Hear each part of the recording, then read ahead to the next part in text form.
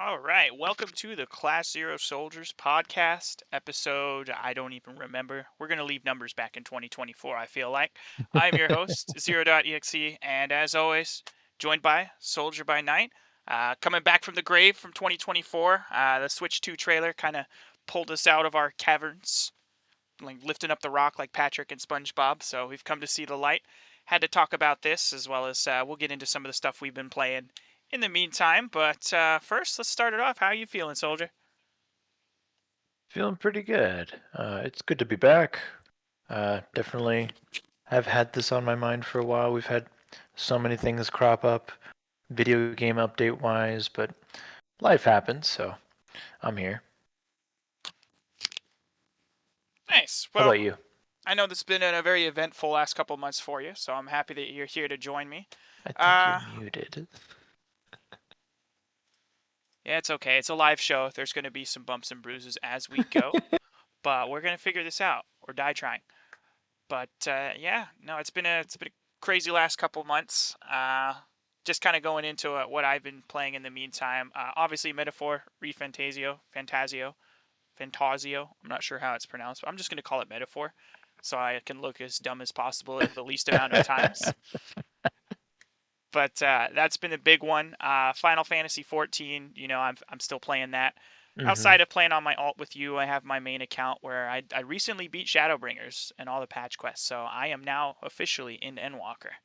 Oh wow. How many hours do you think you've done so far, or do you know the exact number? Oof. If I had the game open, I could slash playtime and tell you, but if I had to guess, it's close to like 700 or 800 hours. And to only be at that DLC, not that that's a pretty recent DLC still, right? Yeah, Endwalker was the last one before Dawn Mm-hmm. Trail came out in the summer of Mm-hmm. last year. Yeah. Okay, so the content. I mean, obviously you're doing stuff that I can't say all 700 of those hours were story Yeah. related, but uh, it does have a lot of content, is the point. Yes, tons of content. I did a lot of Eureka, which was like basically its own game. I probably put at least 200 of that hours, maybe even 300 was all in Eureka to get my relic weapon for my red mage. Aside from that, we recently started a ROM hack of Pokemon Coliseum, taking a trip down memory lane. And of course, we can't just do things the normal way. We have to play a ROM hack of it instead of just the original game. But it's been a lot of fun just playing through it with that physical special split, accessing PC everywhere, and just playing it on the Steam Deck is just so nice. Being able to just fast forward during the battles. That was my biggest thing. I couldn't sit through them battle animations for an entire playthrough. It's a very slow game. It's one of the things that's pretty nice about there's a new Budude core for the Analog Pocket that allows you to play Game Boy Color games with a speed up option. So it not only does it have a real time clock, but it has the speed up option. So you could help, those slower battles and stuff like that. To be honest though, I will say this, playing 170 hours of like stock Pokemon Crystal, I mean, being able to run, because we did play Polished Crystal, so it is like a ROM hack of compared to the original. Being able to run around makes a huge difference. So I gotta say, I can't imagine having because I haven't done the Steam Deck setup with Dolphin for Pokemon Coliseum like you did. I'm sure having that makes it so much easier. But do you ever slow it down to actually enjoy some of the battle animations because they're so pretty? Well, I have the fast forward set to a hotkey, so like I just Okay. press my left bumper whenever I need Mm-hmm. to speed things up. But yeah, like when I'm fighting the Cypher admins, for example, I love the song that plays Yep. there. Or Mirror B. When I fought Mirror B, had to let the music play at normal speed, and then it's just nice being able to stop and go, speed up whenever I need to, and then just let it go. Like it's very natural.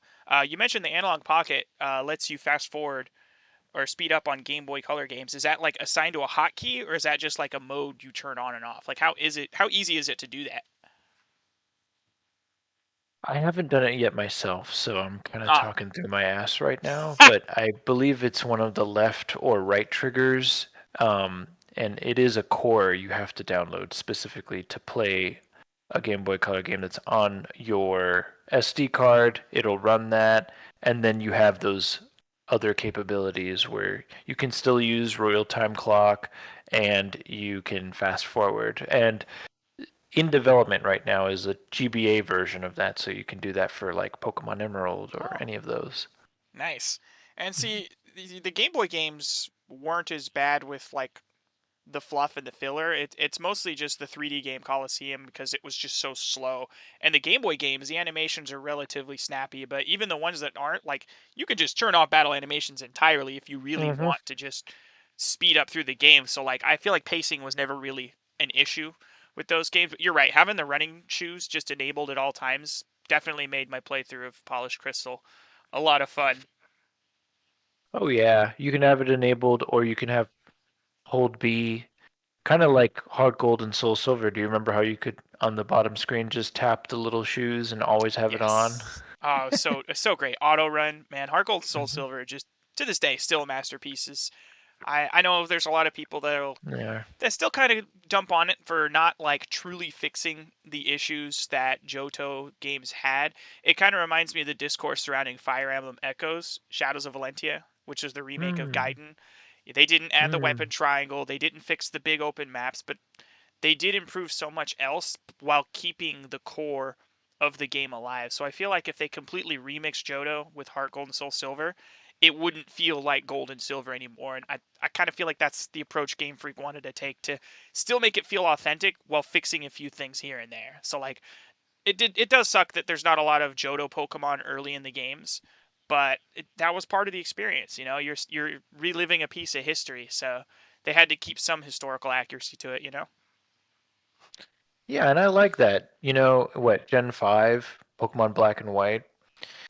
Uh, you know, you don't see any previous Pokemon until the post game, and Oh, I loved it. honestly, I liked that. Yeah, I was really like, oh, this is cool. They're embracing, this new generation, and they aren't looking back until you've already built a team.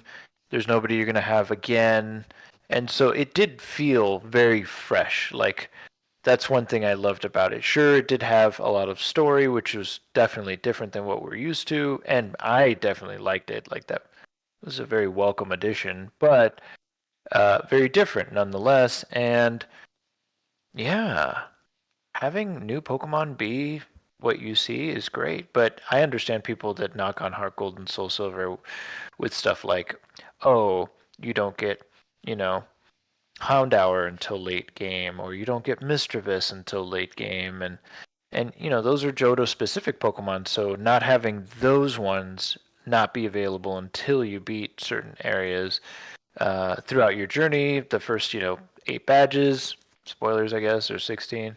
But yeah, like I do wish some of the things were modified. Hey, but that's what Polished Crystal does really good. Like it does give you I like that whole swamp area. I'd say out of all the new areas they made that I got to play through the 3.0 beta, since we didn't play the 9-bit one. Um, I love that swamp area that exists between Elix and kind of that like outside surfing route. That was kind of my favorite new area they introduced. Yeah, that was a whole long area to get there too. It was really fun. But just going back to Black and White for a minute, I love the fact that you didn't have any old Pokemon in the entire main game. It's the first time I've ever played through a Pokemon game and like legitimately didn't know what to expect for the entire journey. You know, there was no crutch Pokemon. You couldn't just go catch a Trapinch because you know what Flygon is, or rely on stuff that you knew for dozens of years. Hmm. So like even veteran Hmm. Pokemon players were challenged in the sense that like you really don't know what these Pokemon are like until you catch them. You really do have to catch every Pokemon to know, like, oh, okay, this is a defensive wall. This one's a special attack sweeper. Oh, this one has terrible defense, so I need to use physical attacks against it. Like, it incentivized you to, like, work on the Pokedex as you played, like, legitimately to learn about those Pokemon. You know, you could be a square and look them up online, but to really feel that sense of adventure, and have to like learn that in game, like it was such a unique experience that I'm kind of bummed they've never really done again, because they got a lot of backlash for doing that and people were mad that you couldn't see those old Pokemon till the post game. But in terms of like a story, like a campaign, it's the best way to like really make things fresh and new for players. You're right. Uh, and the pacing was pretty good too. Like, I don't know, when I think back to even Gen 4, like I like Platinum a lot, but then I compare Platinum with Gen 5 and it's like there's some really memorable parts of the game in Gen 5 that I really like you've got like that gem cave. Oh yeah. Um that one was really cool. I'm trying to think of like that spiral tower. Oh, That Dragon was really Spiral neat. Tower. Yeah, there's the bridge, that really long bridge with Cresselia's on. There's that, Sunnystone, like kind of area where Cynthia's retirement home is or whatever. Oh yeah. Retirement home? Not Getting jump retirement scared home. by Cynthia from walking through a door. Why do I hear boss music? Uh-huh. Exactly. Like there's just some cool parts that at the desert with the Darumaka, like it's Yes. just like lots of the shipyard, or like the dream stuff over there. Like there's just some really cool like it really did feel like if you never played Pokemon and you played Gen 5 and that was like your first entry into the game, like I think that would be a really good representation of like what Pokemon could be. Just because it's got a lot of that first initial just joy of exploring this new world and feeling like it's pretty new. And I didn't really get that out of any other games.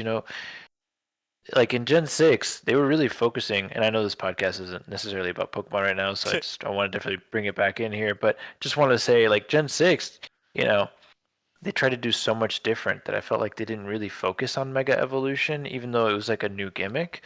But like because there wasn't like a main focus on it, sure, there was things about Mega Evolution, but we didn't get about like the past or the history. I mean, I know that, it's because of the canon that we got those evolutionary stones and the cosmic evolution, but I don't know, I just feel like we were missing part of what makes the game, which is the region itself. The region can really be such an important part of a new Pokemon game, and I feel like if it's not truly utilized or exploited in some ways, like Sun and Moon, I thought it was cool that they switched out the gym leaders for the Kahunas, and like we had a challenge, and like that was a really nice way to switch things up and let it fit that region. But I don't know, I don't feel the same way about like Gen 6, for instance. No, that's a good point too. I absolutely love what Sun and Moon and Ultra Sun and Moon did of bucking the trend and giving you a different type of adventure. Plus, the transition to full 3D was really great. Really pushed the 3DS to its limits. Gen Hmm. 6 definitely felt unfinished. It needed more, and that's why I'm Hmm. happy that we got Legends Arceus ZA coming out. And I guess that's a great segue. We could talk about that because we do have a Pokemon Day Direct in February where we're undoubtedly going to get new information about Legends Arceus ZA. Probably a release date as well. I'm really excited to see it. I want to see how it handles it. Is it going to be kind of hub based like the original Legends was? I mean, I know, the main city is going to be your main area, but is it going to be like, can you still explore routes, or is it just teleport to this area and check it out? And how's it going to look? Because this thing has been cooking for a while. Yeah, I'm also very excited about ZA. Arceus was just such a wonderful, like, just sidestep, but also considered a mainline game, which they've really made clear. And them revisiting it in the form of ZA is a really nice way to go. Hey, we didn't finish X and Y, but we're gonna go ahead and give you guys a little bit more. Sure, it just takes place around Lumios, but it does seem a lot more grand than what we got from X and Y. Like it's gonna be more jam packed for sure. But yeah, I hope that the traveling, yeah, is it fast travel? Is there like a mode of transportation? Is there an underground? I don't know. Like maybe there's several aspects to this that we just aren't familiar with. Like, and what if there's actually a reason why it's in the town? What if outside the town is not really like other towns yet, like maybe the city is kind of like a main encampment or something like that. Yeah, it's going to be interesting to see how they handle all of that because we really don't know what the formula is going to be. We know it's a Legends game, but that could mean anything. Are you still catching wild Pokemon by throwing balls directly at it? Like, are you still like a target in the field that can get attacked by Pokemon? So it's going to be Mm-hmm. fun. February is going to be great. Right. But before we get to that, we do have to talk about another trailer we got, which of course is the main feature of this stream here. We got the boring Nintendo Switch 2. I'm kidding, of course. It's a sarcastic title because the internet was absolutely outraged that they dared show us a better Switch 2. And that a lot of people are saying, I think Eurogamer, was it Eurogamer that published the article that where's the creativity and Nintendo's ability to surprise us? Well, let's take it back. Let's talk about the trailer, what we got for the Switch 2. So go ahead and go over basically everything they showed.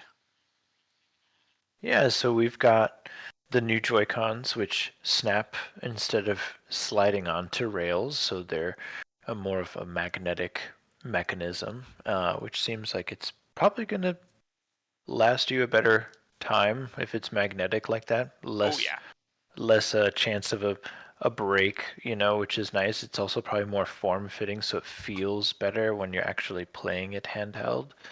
Um, and then I don't know, the colors seem, I mean, to be more. I like how it kind of looks like the Switch itself is like a shell over the original Switch design. Um, and so the colors are kind of internally detailed. Um, but yeah, you've got the Hall effect sticks. It actually seems like the controllers are the Joy-Con are comfortable to use separately on their own. Like yes. instead of needing to slide in a separate piece to make it more comfortable and usable as a controller. If you have friends coming over and they want to play Mario Kart and you don't have separate Pro controllers, that seems like that's been improved. The the kickstand, speaking of improvements, looks to just be brand new, which is nice. It goes all the way down um, on its Night and back, day which from is the pretty sweet. original. Yeah, it's a long man. Mine's still broken. I don't even try to look at that. The little piece of gum Um, kickstand. it it really is the weakest shit. Like I hate that thing. But anyway, I'm trying to think of what else. I mean, obviously we've got the device's screen is a little bit bigger. Hmm. So you're actually looking at a slightly bigger device. It looks like. Oh yeah, and the Um, Joy Cons are bigger too. The buttons are bigger. The hmm sticks are bigger. Yeah, They didn't and confirm the Hall effect sensors, but I feel like they were kind of. There was a lot of stuff in that trailer where it's like, okay, Nintendo's very clearly hinting at this. They know that we know. right, You know what I mean? Like, right. They so when they didn't showed tell the us, sticks wiggling but like that, it's like, yeah. hey, don't worry, guys, we fixed this. Yeah, They're Hall it effect. went in a 360 motion, and there's like this kind of like they look like little volcanoes almost the way that they're positioned on the Joy-Con. Like they look like they have support in the base of those joysticks, which is cool. Like I hope that they're a really good joystick, even if they're not Hall effect. Like if they say they're something Nintendo related, some tech they made, that's fine. Like I don't care. If they say they're improved, I will be happy. But more so on the Joy-Con, a lot of things that are, I would say, controversial to what you said about it being boring, right? Because a lot of people are saying, "Where's the passion? Where's the gimmick? Where's the gimmick?" Yeah, exactly. So it's like, okay, well, two of the Joy-Cons slid across the screen as if they were like mice There and you moving go. around. And so, you know, I liked how subtle that was with the tease. Yeah. Yes, you can detect that there is a sensor if you're looking at the side of the Joy-Con. It looks like an optical sensor, so that kind of confirms that functionality, which brings me to think like, man, what are they going to do with that? Is that going to be something that you just use on a desk since it would need to be on a surface?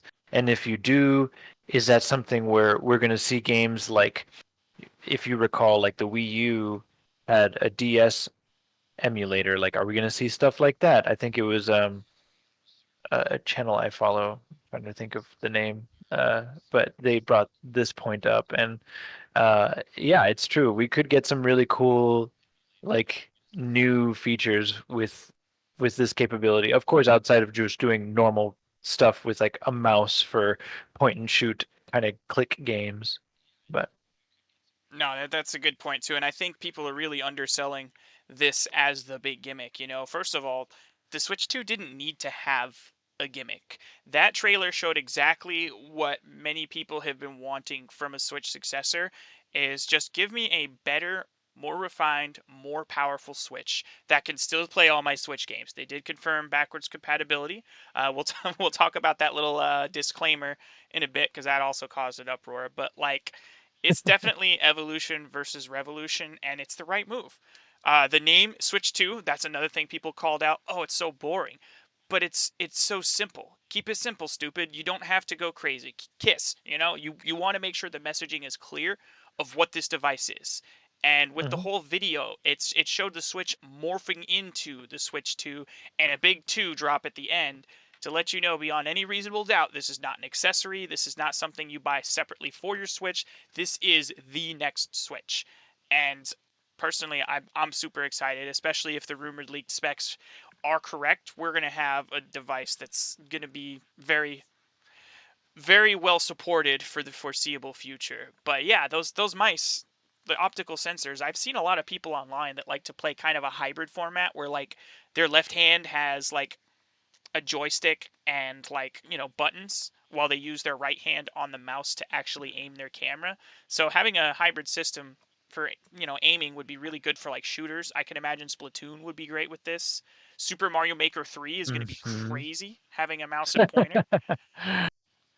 Yeah, and who knows what ends up getting support for that, right? That's an older product. Like maybe there is something cool software related that either Nintendo in-house does for their own titles or third parties do, where they do add some functionality to some of those backwards compatible games, or they do just create a brand new game that kind of focuses around that, so they do sell those titles.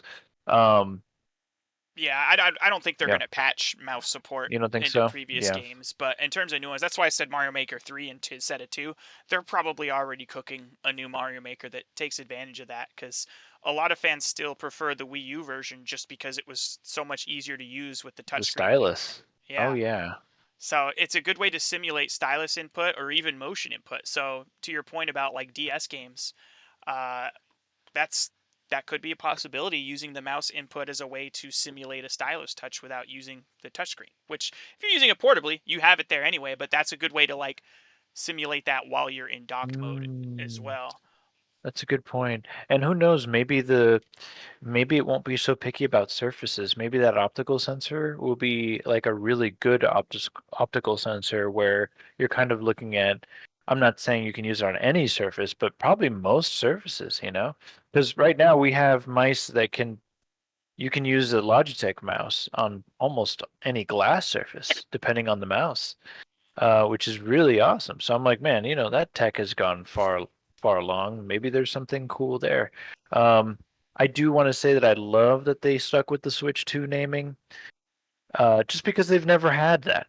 Nope. Nintendo's never used numerical like console iteration name. Yeah. Like it's always been some sort of actually like the Wii U being a gimmick in the name itself, right? Yeah. It's like we were the gimmick, because it's like, oh yeah, I mean, remember the way it was advertised? Very cringe, all those commercials, which are just laughing stock stuff now.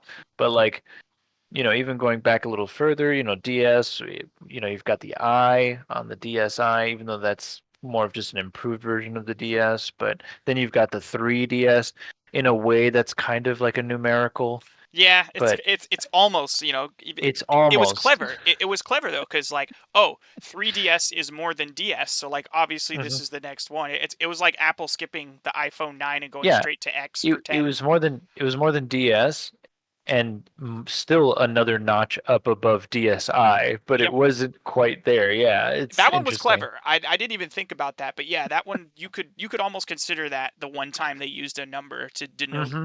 a Yeah. console sequel. But you're right though. It's always been Nintendo, Super Nintendo, Game Boy Advance. There's always like some type of extra word, and this time around they just wanted clear, concise messaging, which is why I'm totally fine with it. You talked about the magnets. It looks like there's also like a physical component that seals it on the tablet once it's on there. So it looks like a much sturdier device, Mm. when you're Like using it it in won't, handheld. will it need a button you think to release it so Yes, that that way it doesn't just, okay. there's a huge button on the back of them. If you look in the trailer, that was the release switch. So that releases the physical mechanism so that you can pull them off. They've really thought of the best possible way to make this still work while also being it's gonna feel so much better in the hands because even the Switch OLED, it has the same problem because it uses the Joy Cons with the rails.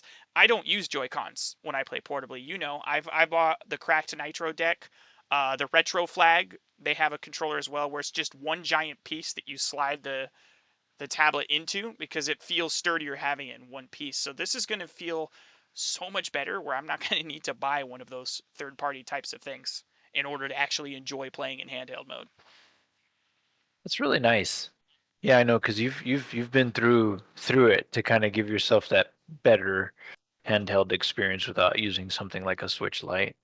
Um, Speaking of yeah, better handheld experience, another feature that little hmm, subtle, but it was one that was very, very much a fan requested feature. There's a USB-C port on top of the Switch now.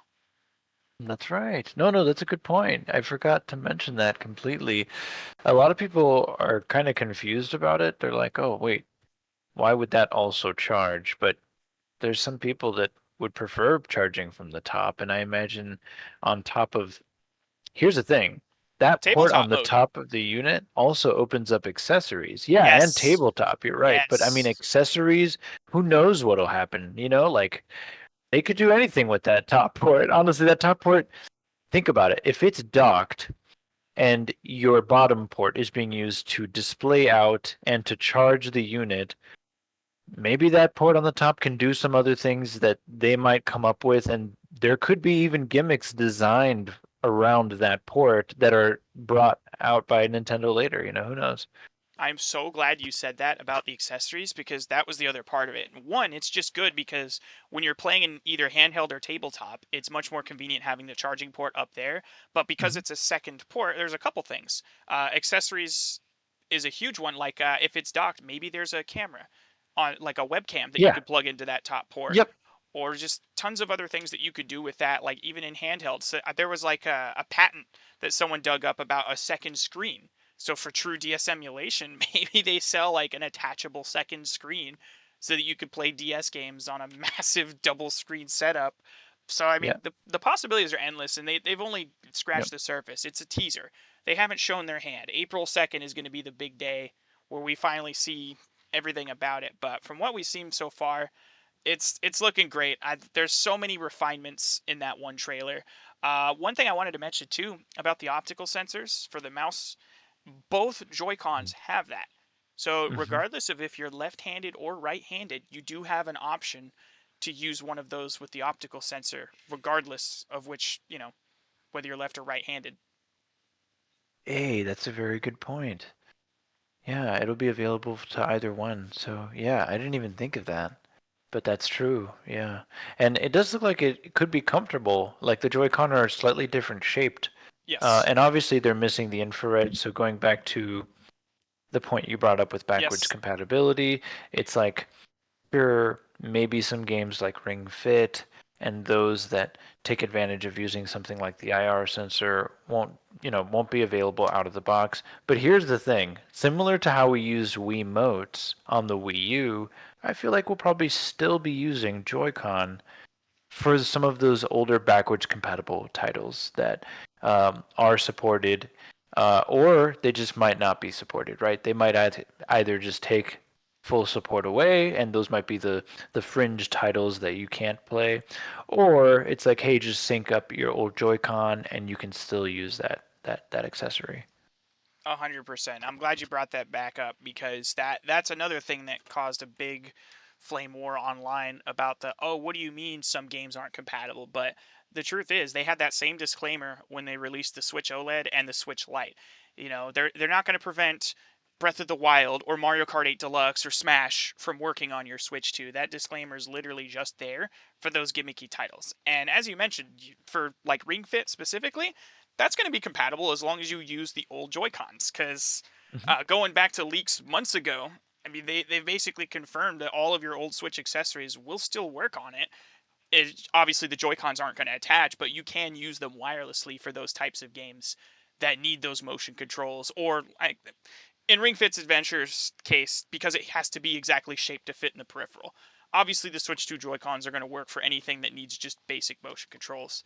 But same thing with the IR controls. There's only like a handful of games that use that IR camera. So like I Hmm. think somebody brought out Resident Evil Revelations, where like you cover it with your hand, like you're palming it to reload, which I think is a pretty neat use case for it. Wow. I didn't know Um, that. yeah, it's a cool concept, and it's probably one of the few like creative ways to use that. But I mean, that can also be mapped to a button. So I mean, it's not like it's there's probably going to be maybe 20 total games that don't work on Switch 2 from the Switch's library. So I am not worried in the least about that disclaimer. So it's Hmm. a nothing burger, if in my opinion. Yeah, I agree. I mean, you know, they went the direction we wanted, really. And I say we as not just you and I, but uh, I would say many of the fan base that just want to play games, higher resolution, stable frame rates, and nothing Yes, crazy. We're not asking for a PlayStation 5 in our hands. We're asking for something that can keep up, but like exactly. that's it. And it's a, it's huge because having that in your hand, having that for games that are already amazing on the Switch, and then them being just a little bit better, but not just a little bit. That's just being modest. There's going to Right. be a lot of cool things that happen. And just imagine, we had so much milked out of the original Nintendo Switch. It kept surprising us year after year after year. We'd get these ports that are kind of crazy. Like when we got Doom, that was like huge. Oh yeah. And it's like, Witcher 3. yeah, yeah, yeah. The size of that game that has a very specially sized Nintendo branded game card. Like it was very expensive to get The Witcher 3 on there because of how large that game is. But like, I think that was their yeah, first 32 gig cartridge that they ever yes, produced. it was, and good on CD Projekt Red for going that far just to get the game all at one. And they didn't want to have any downloads, and I appreciate that. But it's like that's what we're gonna see is an evolution of the console, and I think it's safer to just name it a number two. That way, it's not Super Nintendo Switch. It's not some, oh, this is like the Wii U. They want to get away from all of that. And I think it's awesome. I do have one qualm with the new design, and it's just the colors. Like, I'm not a fan of the dual color where it does have like the red and the blue, Hmm. which is fine. Red on the right, left it has blue, but the accents are fine. But I do hope that there is at least a white model with those accents because then we can cater to both parties where it's like, oh yeah, we've got the black, we've got the white. You can get either one and you've got some color on it too. Or if they just come out with solid ones. But I do know that one of the reasons marketing wise they did it for actually being able to sell this is another differentiator. Not only is it the Switch 2, but look at it. You can tell it's not the original Switch by just looking at it. Like it's very different. Like its shape is different, the screen's bigger. Like sure, the concept is very much the same, but do you agree with me? No, I like that. Yeah, and the fact that the colors are slightly different. They didn't just do neon blue and neon red again. It's got more of Mhm. an orangish look to it. And it's a different shade Yep. of blue. So it's like Yep. because it's got the two different colors on each side, you can tell it's in the Switch family because that was a big thing. Almost Yes. every Joy-Con set on the Switch were different colors for each one. So like that design language, Mhm. it's subtle, but it lets you know, hey, this is still a Nintendo Switch, but Yep. with the more refined design where it's just accents this time instead of the whole thing being colored. I like that. And there's going to be at least two different SKUs at launch, whether that's just different colors or, we haven't talked about this, but is it there going to be an OLED and an LCD option where the OLED maybe has more storage and costs a bit more? Who knows? Mhm. This is all a teaser, so we don't know. But I wanted to go back to where you're talking about like it's a real evolution and we're going to see our games looking better than ever. That's going to be the big key. And I'm going to talk about some leaked information for a bit. So, obviously take it with a grain of salt, but I'm pretty confident in these. But the CPU and GPU specs of this thing have leaked. And in portable mode, it puts it in just raw compute power of the GPU around 1.8 to 2 teraflops of performance, which is more than a Steam Deck, which sits around 1.72, and right around a PS4, which is 1.8.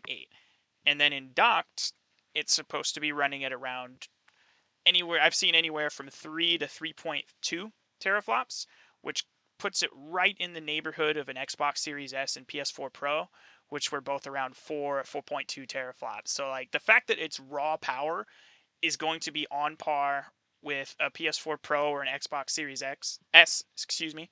And I think that's a better comparison because a PS4 Pro, that's like a 15-year-old device now. So the raw compute power doesn't, it's apples to oranges at that point. So 4 teraflops on a GPU made today are obviously worth more than a GPU made 10 years ago. So this thing, Hmm. like just in terms of the previous Switch. So the original Switch, I think in portable it was like 181 gigaflops, like which is 0.18 teraflops. This thing is like leagues better in portable mode, or it's like 8 times as strong as a Nintendo Switch just in raw power. We haven't even talked about the fact that this thing's going to have DLSS 3 out of the box. That's going to be the magic sauce that really keeps this thing relevant for years to come, is the upscaling technology, because that's going to make it, you can have it render at 1080p and it'll upscale to 4K and look fantastic with no sacrifices. But portable and docked, having 8 times the power of the previous gen console, Mm. this is probably the biggest leap in power from one Nintendo console to the next. I wish there's a graphic. I'm gonna put it up if we ever re-upload this as a separate video. But like, if you just look at it as a bar graph, like it shoots up. Like this thing is not just a slightly better Switch. Like this is legitimately next gen for the Switch, and this is going to make it where we're not going to be missing any third parties. We're going to get Call of Duty. We're going to get Assassin's Creed. We're going to get probably Madden, FIFA, the EA games. Like a lot of developers that were late to the Switch party or decided not to join at all, you're going to be able to play all of those games on Switch and play them well. It's not going to be as much of a sacrifice as it was to play some of these on the Switch 1. So, like The Witcher 3, well, fantastic game and a miracle that they got it running as well as it did on Switch, it wasn't the optimal way to play it. That's not going to be the case on the Switch 2.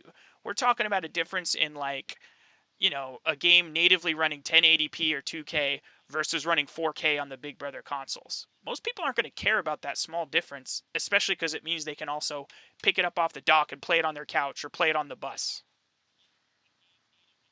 Exactly. Yeah, it's really like the Switch that grew up, you know. That's kind of the Switch 2's thing without really saying it. It's even the way it's introduced in the teaser, I feel. It kind of grows, a little bit in size, and then it has everything kind of pop out, and it's like, "Oh yeah, I'm ready to drive, Dad." It's just new and improved, and I'm just wondering, am I gonna buy this console as soon as it releases?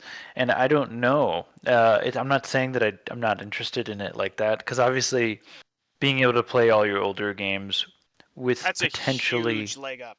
That's such a huge deal. it is, and I appreciate that. And it's not to say that I won't do it, right? But I don't know. I don't know if I will right off the bat. Just because even right now, like there aren't any Switch games that I would play right off the bat, I guess, on it over again at the moment. Obviously, Mm, stuff for the backlog, like Xenoblade Chronicles 3, I would love to play yes. that on there. I think that would be really cool. Um, I'm trying to think of a few others. Tears of the Kingdom would be really fun to like finish on there. And when I say not get it right away, this is really the kicker, right? Like the Switch had Breath of the Wild, right? Hmm. We eventually got Mario Kart on it. I don't think it was available right at launch. I think we had like a It's month like, or two. yeah, it was like a month or two. It came almost Yeah, right off the back of Tears of the King, or Breath of it the Wild, it, rather. it was that summer for sure. We had it by the summer. Oh, it was. I 'Cause think it was April or May of that oh, launch year. okay. From recording, Yeah. I can't talk Well, right now. Go. then, they teased the new Mario Kart, it looks like, from that trailer within the kind of gameplay that we saw, Mario Kart 9 per se, or whatever it's going to be called. Um, and I don't know, that does seem like a cool game to play on the new console, Dude, but I'm recording. what's I going to can't. be like the Go. Zelda Zale, equivalent? I'm on a call. Is there something else? Obviously, we're getting Metroid Prime 4.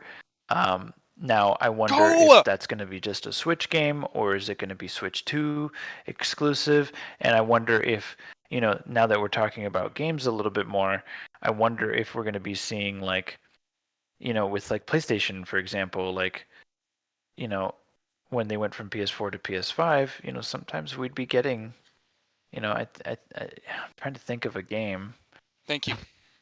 that was designed for the 5 that they also designed for the 4. I don't, Spider-Man. I don't,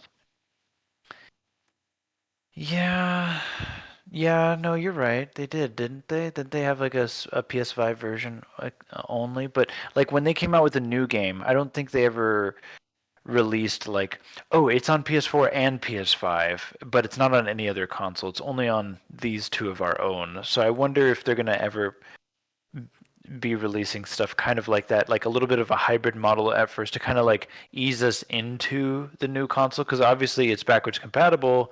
So are they just going to be like, no, if you want the older versions, like, you play your old versions of the games, but we won't make older versions going forward, because then that would mean that, obviously they would have to make a game that's a little less advanced in terms of technology and capability.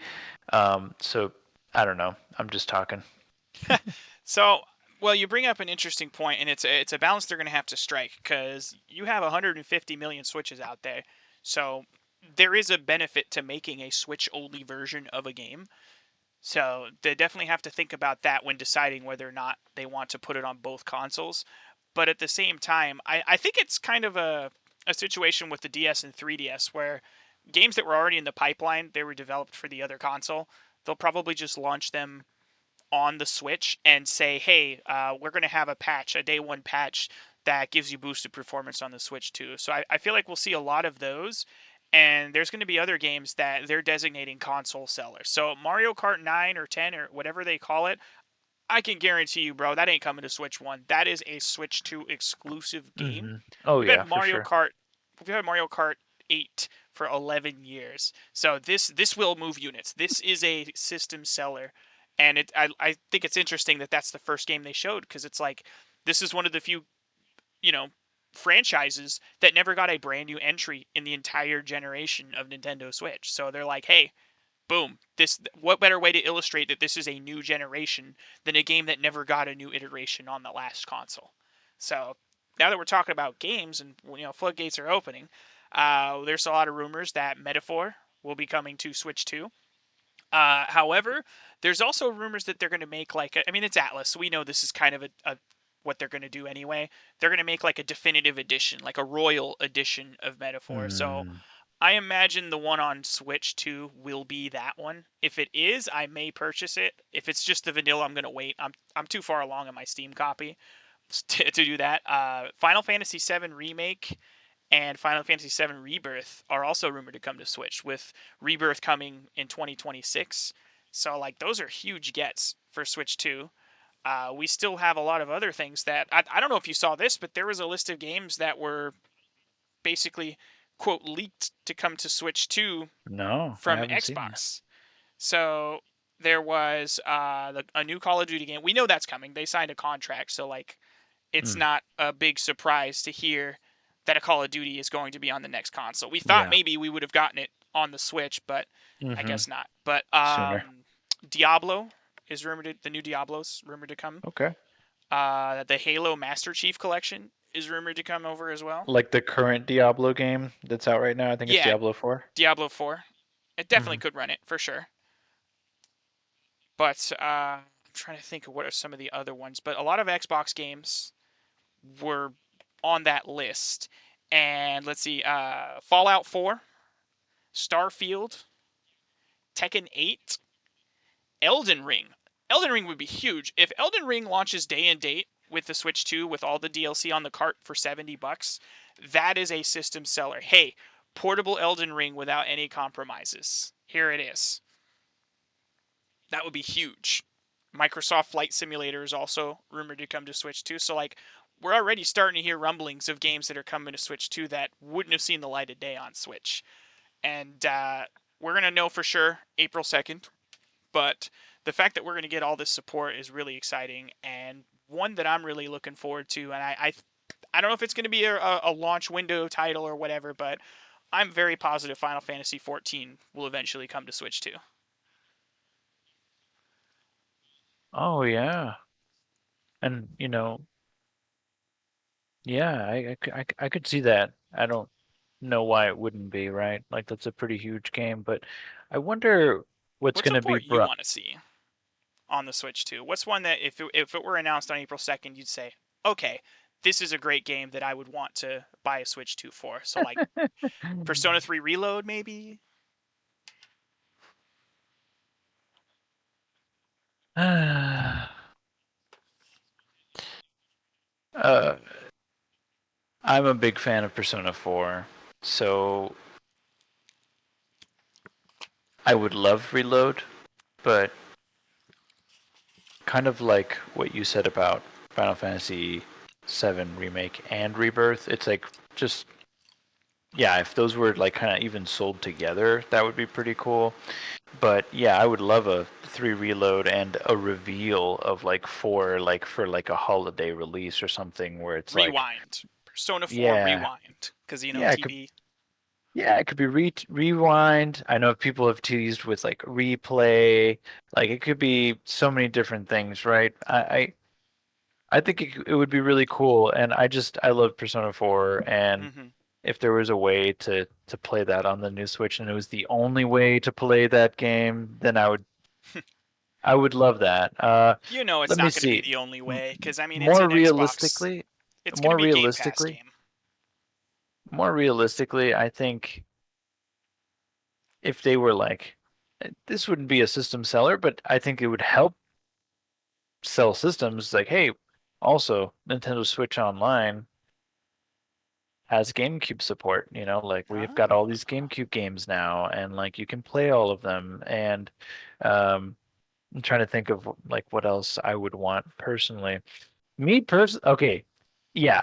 To answer your question, now that I've actually had some time to just ramble for a minute while I thought about it, I have now cooked up an answer, and that would be a new Mario game. Like if I just had like because Mario Odyssey, I will never forget the hype behind Mario Odyssey when it was teased, when it Oh, was yeah. announced. Like also that was the last game that I stood up at night with adults in line.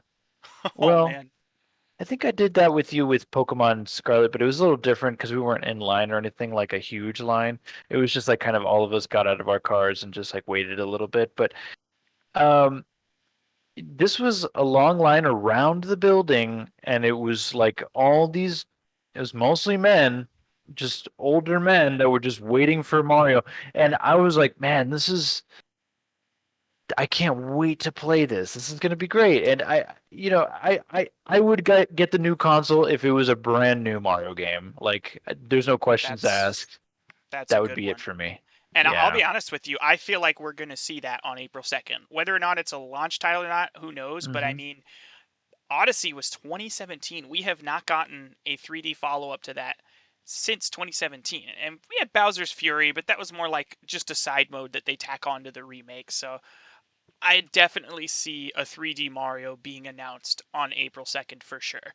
And man, that is going to be a game that looks gorgeous on the Switch too. But thinking about other games that could come to Switch 2 that haven't been announced or teased or anything, could we see a new Star Fox? Finally, a not remake of Star Fox 64, like an actual Star Fox game. Yeah, like, would you want it to be like a Star Fox game, or would it be kind of something maybe in the breadth of adventures that came out with the GameCube version, or would it be something entirely different? Do you think that it should be something that is like what I think would be cool if it was both, like a little bit of maybe there are some levels where you get out of the ship and you get back on? Or what if there was a level where you got off the ship and on it at the same time? Like that would be cool if there was like just something with Star Fox. But yeah, Star Fox needs some love. Well, talking about the GameCube Star Fox, Adventure was just a reskin of another game, but the other Star Ah, Fox on GameCube, Assault, that would be a good one to build off of because that one did have missions where you were on foot with just like regular guns. And they were, you had really? your Landmaster, you had your R-Wing missions, but there was like big open maps where like you would fly Oh. your R-Wing in, you would land it, and then you would have to infiltrate like a base on foot in a third-person shooter mode. And I would love to see like an advancement of that. I think that's a great direction they could take with the Star Fox series instead of just being an on-rail shooter, have it be kind of Hmm. like that where there's more to it than just shooting stuff in a ship.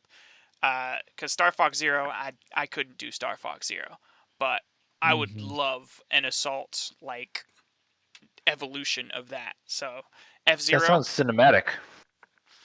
it was a good game. It was a little wonky with the controls when you were in third person. It didn't feel very smooth, but I mean that's something 20 years later they could probably make a better shooter.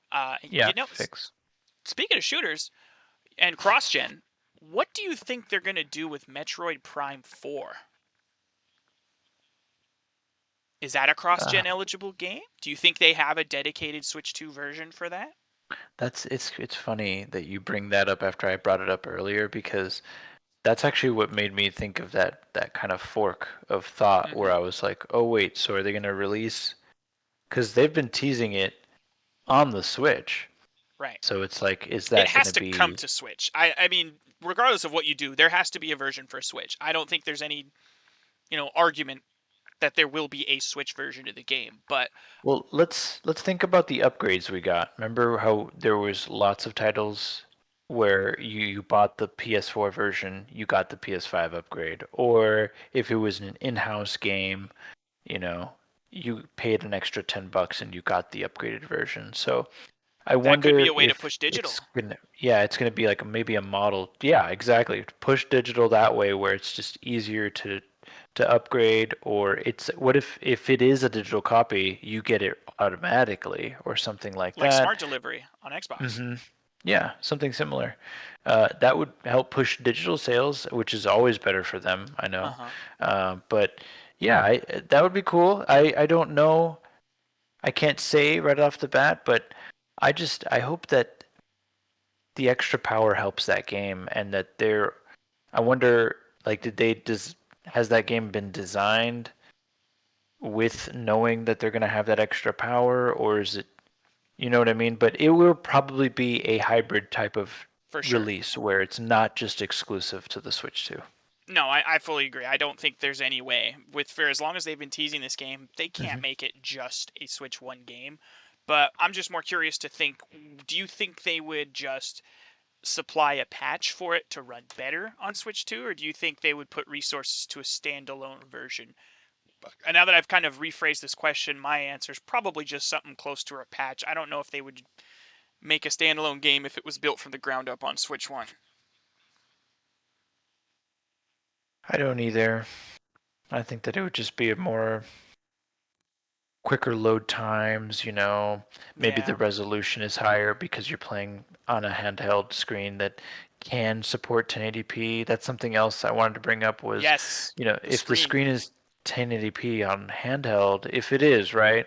Which it most likely will be, if you're playing backwards compatible games that only reached 720, are all those games just going to be 720? Is it going to be kind of Dude. like a DS in a 3DS kind of situation where it looks a little blown up, but because it got patched, now it actually supports 1080p or it gets upscaled to look okay.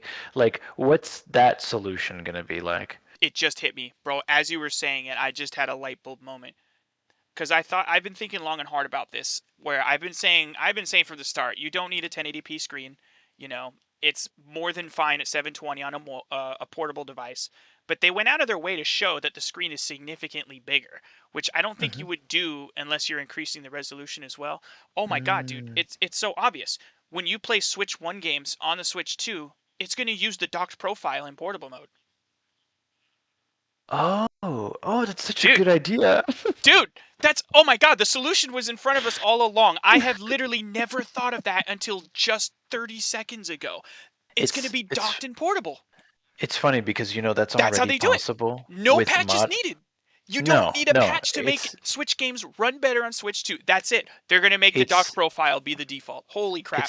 it's literally a switch because I'll tell you right now, it's like turning on a light switch because I have a modified version 1 Switch, and there's a mod you can download that allows you to push the docked resolution on portable. Wow. So if something third party can do that, can you just imagine what Nintendo can do if they just flipped a few things and boom, what you just said, I believe will probably be how it is, where they don't have to do anything. They're No. just like, oh, Just it's an old game, it plays like it's on the TV in your hand. exactly. Just flag it for the docked profile to play in portable mode. And Hmm. that solves the resolution problem because like you said, Yeah.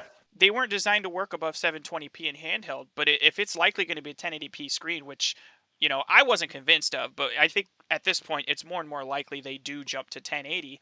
Like that's such a brilliant solution, and there's so much Mm. overhead with the power that it would be trivial for them to do. Like you said, it's just flipping a switch, have a flag in the code where it's like if it's running a Switch 1 game, it will always run the docked profile.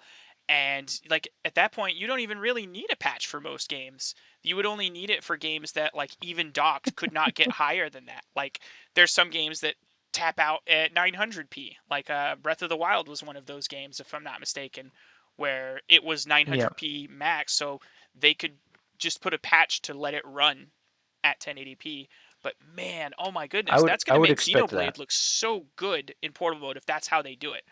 Oh yeah. Oh yeah. Well, here's the thing. I think for the Nintendo like exclusive games that are only on Switch or Switch 2 or whatever. Well, in this case, we're talking about Switch 1 games.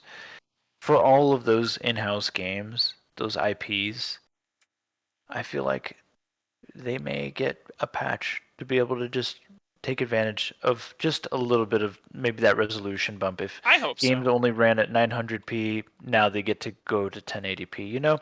Just like something. I It's really hope that's the case. it That's seems another like selling something point for the small, but Switch oh 2. yeah, that's a huge selling point. Because here's the thing: how can they not repeat what PlayStation's done? How can Yeah. they not do what Xbox has done? Right? They have been able to see two generations of two different brands that are somewhat competing. I mean, Nintendo likes to say that they're not, but they're somewhat competing, and it's Yeah. like, uh, they've had backwards compatibility. They've seen it done the Xbox way. They've seen it done the PS4 way into PS5, and so I don't know.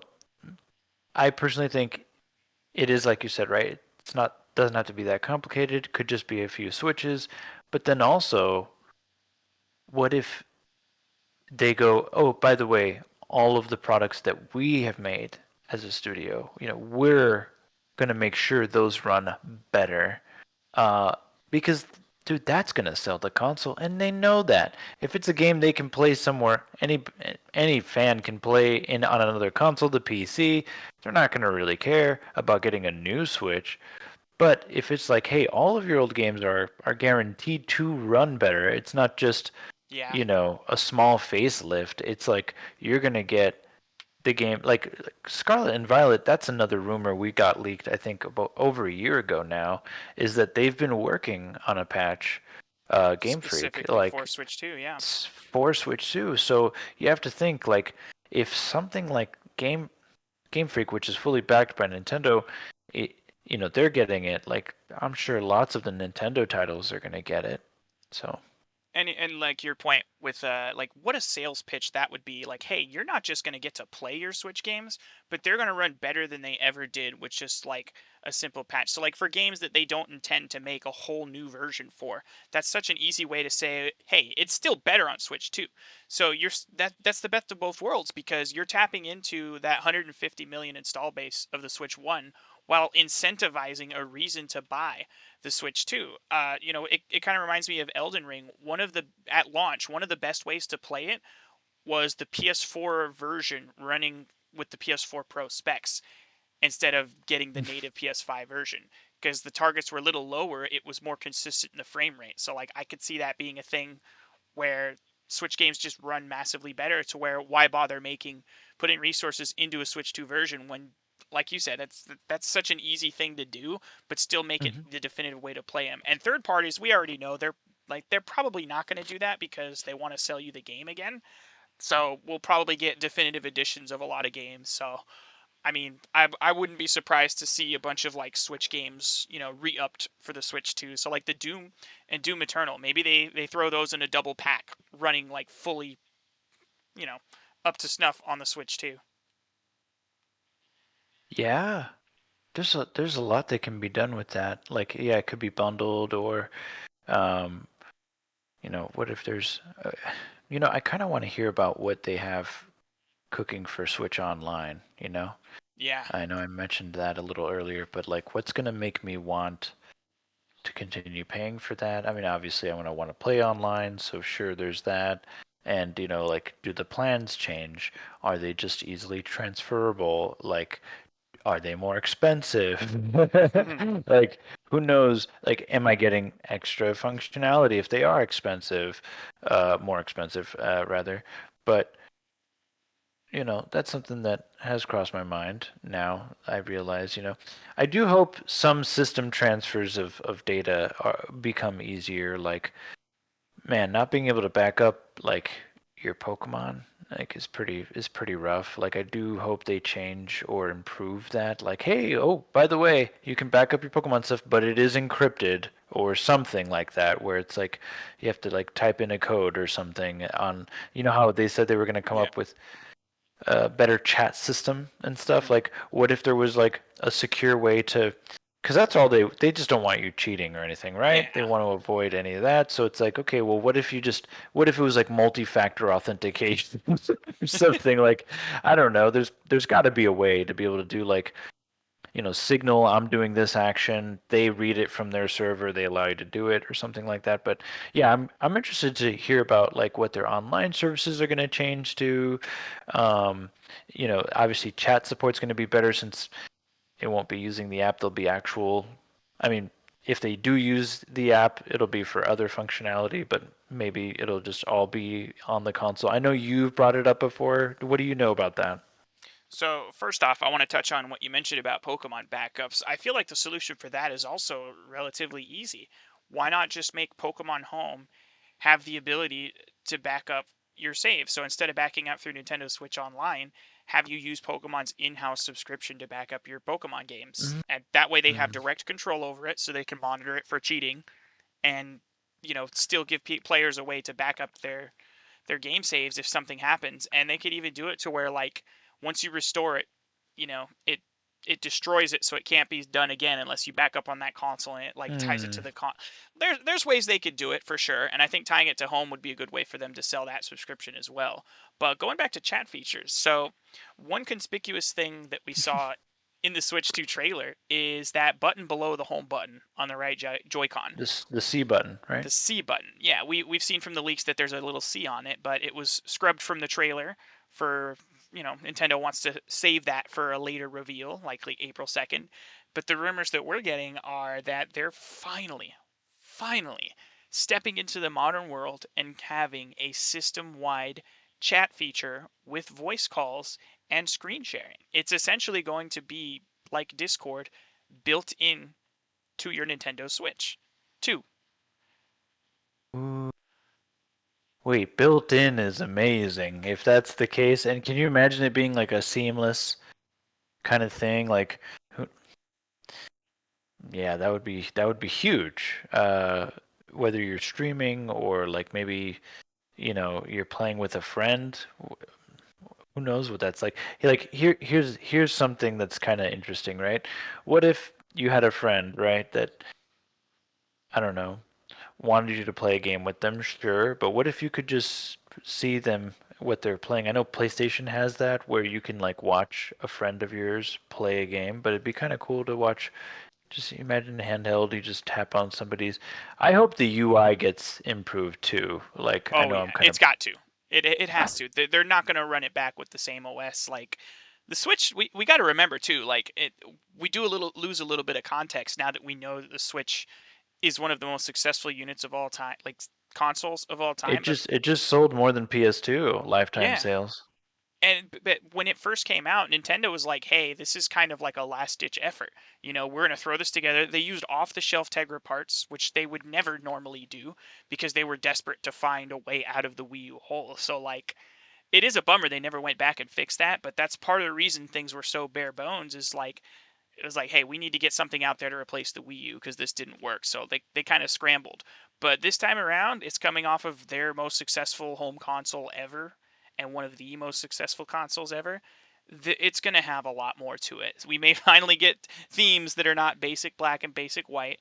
You know what I found out recently, by the way? Speaking of, the Mm. Switch's deficiencies, the Hmm. eShop on the Nintendo Switch, the reason it sucks so bad is because it's not a native app. It's just using the web browser built into the Switch to go to the page. Yeah, it's like streaming almost. Yeah, that's why it's so bad. That's why it's so slow. I was like, "Oh my gosh, I only recently learned that." And I'm like, that makes a ton of Damn. sense. So we'll have a native app for the eShop that's going to run a billion times better than the one currently on there. And you mentioned like being able to jump in and jump out of your games. I imagine that's probably what they mean by the screen sharing thing, where you could have a setting turned on where, friends can hop in and watch you play a game at any time or request to view it and you have to give them permission. So, like, I could see this being such a great way to be able to share gaming. Like, because the PS5 and the PS4 do it great already, where you could just hop in using the PlayStation app. So, if Nintendo really does that, that's huge. And the rumor is the C stands for either campus or community. So, that would definitely track. Yeah, that could work.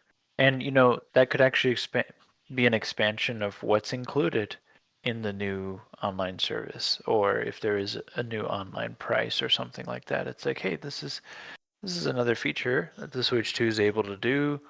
Um, and maybe like recording and stuff like sharing is just a lot easier. Mm. Um, Maybe we'll I've get more always than liked. 30 seconds now, that the recording might be a little bit more. I mean, I like what Yep. they did. What they put on the Switch was great. The fact that they were able to Yeah. patch that in, it's so Hmm. nice having my clips there at 30 seconds. So maybe we have longer recording times now with, more beef to work with. Yeah, I hope so. I mean, that's pretty cool.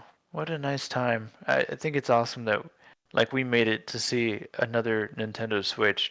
I can't, dude, I still remember when we got ours. Like just to kind of Mm. reminisce a little bit for a moment.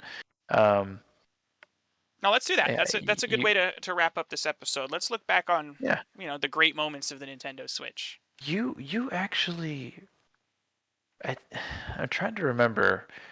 Like two different things happened.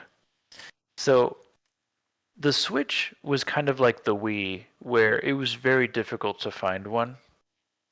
When it released, like everybody was Yes. buying it, and like games were sold out, like consoles, accessories, like everything was sold out. So Everything. the price of the Switch went up so high on the used market, and I pulled off finding one for very cheap, and I was able to make not like a crazy amount. I wasn't like scalping or anything crazy. It was kind of like when I got the PS5 in 2021, I think at the beginning of 2021, end of 2020. I sold it for very just I made like $100 extra. Like I wasn't trying to make 1,000 off of it. Like a lot of other people were scalping like crazy, but I just helped. I basically used it to help pay for my own brand new console, and I did that with the Switch, where you actually ended up going to Best Buy, and I ended up sending you the money, but you picked up my console, my first Switch console, and I got to use the money that I, flipped from the original Switch that I got for actually pretty cheap, and then just using, and then bought that one, and I still use it to this day. Like, it's sitting right there on my, and you know what's crazy? There's still not a scratch on that screen, Nice. because I've always had a screen protector. I've swapped out the back plate a bunch of times. Let's see, the original Joy-Con I got, I forgot, I think is it Colorware? that I got custom colorware, like military painted Joy-Con. I got a maroon and a teal, um, dark Joy-Con colors. I upgraded to like a better joystick for each of the Joy-Con. I upgraded to the little switch, the release switch from it being plastic to metal. Yep, the stainless Um, steel ones. yep, those ones. Yeah, I think I was Spawn Wave like Yep. talked about that, and I bought them from probably Same. one of his linked Amazon links. And I'm trying to think of what else. What else has happened? But as much as people played Breath of the Wild on the Switch when it came out, since I didn't get it right when it came out, like I think it was like a couple weeks, or actually probably a month after it came out that I got it, but I really wanted to play Breath of the Wild, and we got a dual release for Breath of the Wild where it was on the Wii U and then it was on the Switch. And everybody kind of forgot that it came out on the Wii U, but I still had my Wii U. So what I would do is people were at work with their Switches playing Breath of the Wild, and I would bring my Wii U to work and play it in the game break room back when you and I used to work together.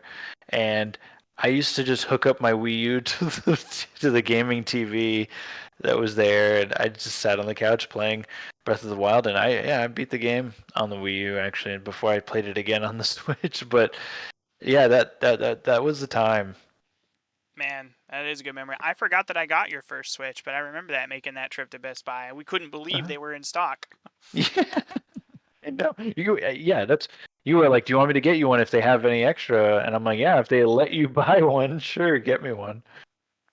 But it's so interesting to look back on. You remember even accessories, bro. Like you couldn't get a Pro controller No. like anywhere because that was probably the most like popular accessory. Because even to this day, I think the Nintendo Switch Pro controller is one of the best controllers they've ever Yeah. released. And Yeah, it's a great controller. I'm looking forward to if they do decide to make a Switch 2 Pro controller. Mm. We know the Switch Pro controllers will be like compatible. They didn't add any new buttons or anything, but maybe a new one with the C button or whatever. But Yeah. like it was such a great controller that it made sense that it was selling out everywhere, and it was the hottest accessory. But like even like little things like cases or like grips and screen protectors, like it was so hard to find any of that in stock anywhere. Like GameStop, their shelves were empty of any Switch accessories for like weeks after it came out. It took them several months to finally have consistent stock for all the accessories at the time. And that's one thing I do remember vividly is constantly checking, Best Buy and GameStop to see if they had any Hmm. accessories. Like I would because it still had the shiny newness to it. I was so addicted to like accessorizing it and getting all the cool accessories for it. There was a lot though. I mean, you got let's see what Joy-Cons did we have? I think it was just this The kind of neon and the like the gray. I got the gray gray and the ones. neon. Yeah, you got the gray ones. I think I got the gray ones too. Yeah, because I still had the gray ones for quite a bit. I think I ended up selling them for the white ones later when they came out with the OLED. Um, and I got the Switch Lite later. Uh, I got the white one, and then you got the OLED and the Switch Lite. You had both the Switch Lite and you got the OLED. Yeah. Um, R.I.P. Light. yeah, we RIP Lite, but we really we clung on to this generation of Switch. Like we got every model. I didn't get the OLED just because I know you have an OLED TV now, and I don't know for me, I I just just have wanted the never. improved build quality. And in addition to I the know. OLED, it was just such a nicer Yeah. unit. It is nice. It is nice. Every single one I've seen, I love how it's like all metal feeling. Yes. Um, The screen was it's glass instead of plastic. oh, I didn't know that. Yeah. Okay. That's why it feels heavier. Oh, that's nice. Yeah. I don't know. I am hoping, and not to go back to what this whole conversation is about, but I do want to touch on this really fast.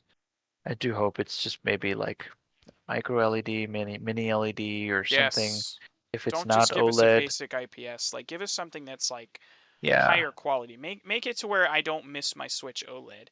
And now that you mention that, obviously we're all wishing for an OLED. Let's talk about uh, talking about predictions. What do you think the Switch 2 is going to launch at for MSRP? I think 379 is a really nice price just because it's still higher than what the OLED launched at, but then like if it doesn't have an OLED screen because it's the new generation, it's still not hitting that 400 mark, but it's still above the old 350.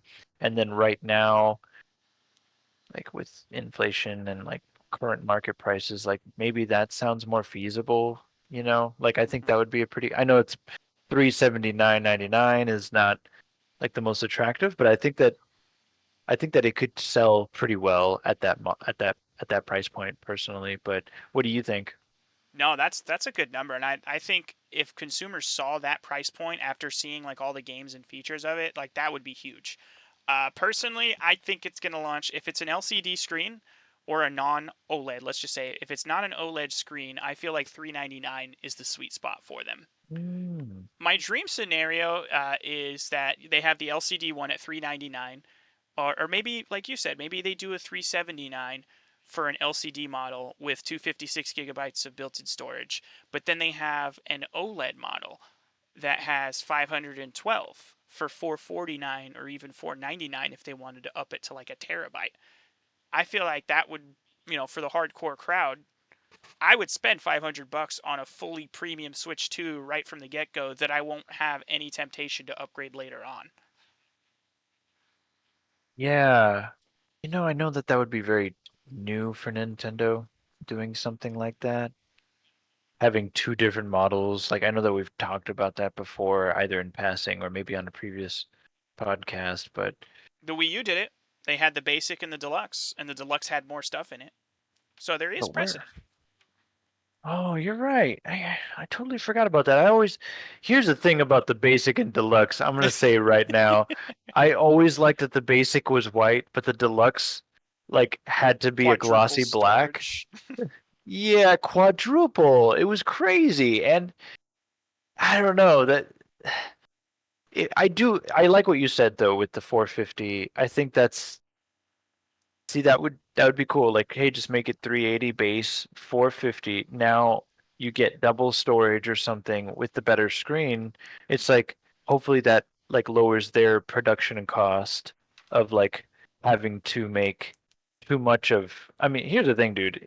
They make either one, they're gonna sell. They know they're gonna Oh sell yeah, it. So they that's don't have to probably do an what's OLED, which is why I'm not expecting no. that. That's why I said it's a Yeah. dream scenario. I know they're not going to do it that way, but man, if they did, that would be so perfect because it would. Another thing too that would help the Switch, the 449 or 499 model sell is the basic model, the cheap one. That's the one that's probably going to sell out everywhere. So people that want it may be tempted. Like that's a good way for them to still make some more money because it's like people that wanted the 381, they may go for the 450 or the 499 because it's Hmm. the only one in stock. So there's still some, marketing there. Yeah. Well, one thing to leave you as we close here. Um, what about the Switch Lite 2? It's yeah. I think it's definitely going to happen a couple years from now. It definitely feels like this is for sure a console they're going to want to make a mini version of. They went big and bold with the huge screen. It's 8 inches now. It's almost as big as a Steam Deck. It's obviously thinner and sleeker, Uh-huh. but I could 100% see a much smaller Switch Lite 2 down the line. And Hmm. on this is kind of wishful thinking, but I thought about it and I thought, what would be such a cool way to do the Lite different where instead of it's just a smaller unibody one, what if they did a clamshell one where the entire like profile of the Switch Lite when folded up is the exact size of just the tablet for the Switch 2 where you can still dock it. So it wouldn't come with like Joy Cons or a dock or anything like that in it. So like they could sell it for like $299 a couple years from now, but it's just a Switch Lite and a charger. But if you already have a dock, you can put that clamshell one in the dock and use it docked, or pull it out, open it up with the clamshell design. Everything still fits nicely in there, and you have a true pocketable version of the Switch too. That would be awesome. Does it? I don't Man, think can you it'll happen, imagine? but Can you it would imagine? be As like cool. a, it sounds like a fun April Fool's. Man, Hey, it's like the SP, but exactly. not. That's kind of what Yeah. I was thinking, like a new gen SP that you can still dock. Or that's my wish. If they do make a light later on, make it dockable to where like Yeah, me too. Yeah. I could use it as a primary. You know, it's basically a sidearm, the regular Yeah. Switch Lite. Like But it's something I buy either because I just want portable, or you'll sell me a dock if I want to buy a dock, or if I already have a Switch with a dock, I can use that dock. So it's just like I don't know, it's just an additional, like yeah, it's almost like an accessory that's a console at that point, you know? for sure. I think that would be a cool way to do the light to make it different than just light Mhm. two, a new one that's in the same shell. Because Mhm. having something you can actually put in your pocket, but still that would still allow you to make the screen big. It would have to be W- thin enough to We fit there. we know it's possible Oh because yeah, there's already mods right now to make the current Switch Lite dock, which is great because yes, it's already possible. So let's let the people cook. Maybe we keep wishing in a few years and we'll be able to see something come out. I just, dude, I'm wondering how many more. God, I could talk about this forever. So I am gonna just say one more thought here. you're Um, good. I wonder how many Joy-Con we're gonna see this generation. You know? Yeah, I definitely hope we get a little bit more like variety this time around. I hope they finally make an actual D-pad Joy-Con like officially. That would be nice. But outside of that, even if the Switch 2 Lite doesn't end up being like truly dockable where you can stick it in the dock, maybe instead of including a dock or anything in the packaging, they could just include a male to female Type C cable that would allow you to plug it into a dock and HDMI out that way. Mm. It may not be as elegant, but just having the ability to dock to put it on a TV would be huge. Yeah, it's a good way to sell that and make it a huge difference from the original Lite. It's like this is what makes it the Switch 2 Lite. It's It's not the just true Jack Knight, Jack of all yeah, trades. right. Yeah, and we've sold enough Switch 2s already. Like we don't really care about this like cannibalizing those sales. It's like, hey, Hmm. let's get this little mini console out, and then people can buy this. Um, and it'll be a great device for kids. Like Yeah, maybe the parents don't want to have this big tablet for their children because they know they might break the exactly. screen. It's like, how do we get this other console out that can take a beating? Because the Switch Lite was like that, where you could just throw that thing around. I mean, you have little gremlins with Switch Lites in your house, right? Yep, exactly. That unibody design makes it more durable. So in that case, Mhm. probably not a clamshell design, but like, the Switch 2 is a huge device. So having something smaller for children would make a lot of sense. So, even if it's unibody like the current Switch Lite, just give me a way to make it dockable so I can have a true portable device that can still play on the TV. And that's my closing thought. I won't bring it up anymore. Hey, no worries. Thanks again for everybody that's listened so far. I know I don't know if we're over time or under time really. We're just kind of trying something new and seeing how it goes. If you like what you've listened, please leave a like. If you don't, please tell us why. And comment what you're playing now. We'd love to hear it. And please come back and visit again. Yeah, Thanks for subscribing. we will see you in February when the last Switch 1 Direct comes out. That's the rumored month for it. So you'll see us in February Yep. twice for the Pokemon Day Direct later the month, and then the normal Nintendo Direct that we haven't had since September for the regular Switch. So we'll see you guys in a couple weeks. Make sure to subscribe, hit the bell so you can notify. Now that we've kind of gotten a handle on how this whole live thing works, we will probably live stream the directs if we're both available. If Hmm. not, you'll see a reaction from us shortly after. Yeah. All right. Thanks, Zero.